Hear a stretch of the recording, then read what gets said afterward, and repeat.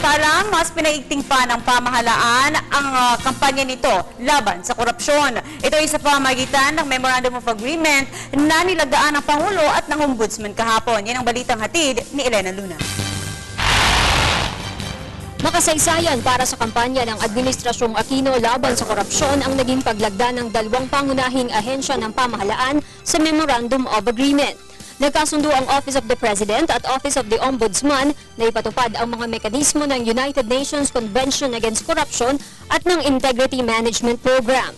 The agreement here is just part of that effort of the Aquino administration to cleanse government of corruption, of any wrongdoing, and in the whole, good governance is the goal, because we believe, as we have said, is good economics as we are experiencing right now. It marks a momentous event in the country's battle against corruption as the Office of the President and the Office of the Ombudsman join forces in launching two major corruption prevention programs.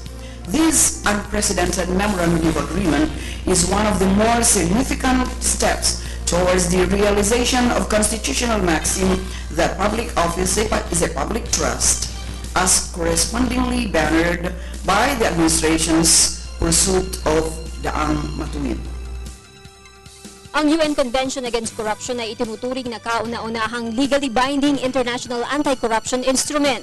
Pinagtibay ito ng United Nations General Assembly sa Mexico noong October 2003. Disyembre ng pareho ring taon, nilagdaan ito ng 140 mga bansa, kabilang ang Pilipinas. Target na nilagdaang kasunduan na bawasan ng katiwalaan sa mga tanggapan ng pamahalaan. Layon ding palaganapin ang integridad sa pampublikong sektor. The road to implement these two areas of agreement under the MOA will not be easy to navigate, as it demands collective resolve and perseverance. Strategic partnerships with other institutions will be of great hold, since the nation is confronted not with a single or simple challenge, but with a complex obstacle. Ayon kay Executive Secretary Paquito Ochoa Jr., mag-i-issue ng direktiba ang palasyo para matiyak na maipatutupad ang kasunduan. Everything that we do in government is supposed to be based on public trust, and everything that we do, public office, we have to keep on reminding ourselves that public office is a matter of public trust.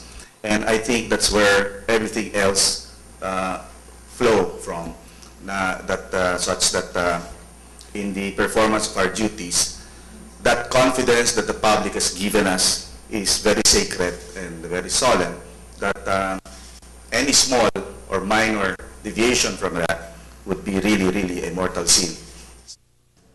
Sa pagbuo ng Integrity Management Program, katuwang ng OP at OMB, ang World Bank. Tumulong din sa binuong MOA ang United Nations Development Program. Para sa Telebisyon ng Bayan, Elena Luna.